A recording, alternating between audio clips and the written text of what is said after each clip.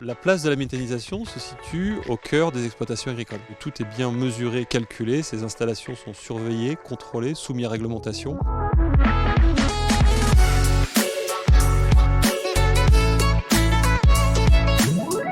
On trouvait que la méthanisation avait tout son sens puisqu'il faut de la matière organique et donc de la biomasse en amont et puis des terres pour le digestat en aval. La place de la méthanisation se situe au cœur des exploitations agricoles.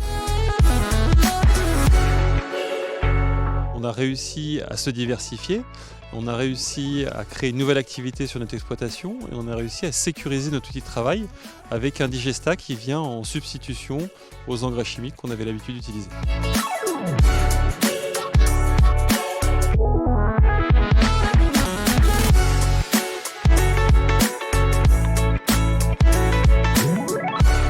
Bien faire attention à l'acceptabilité. L'acceptabilité, elle passe par de la communication et puis des explications.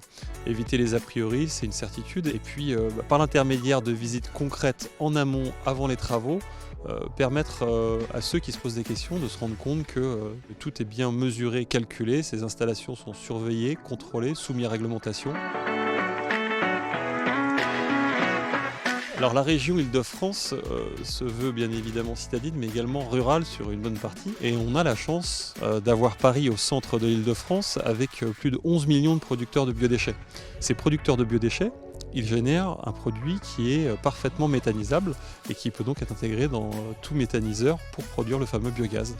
On a donc tous les ingrédients qui permettront à l'Île-de-France d'être un des leaders de la méthanisation demain.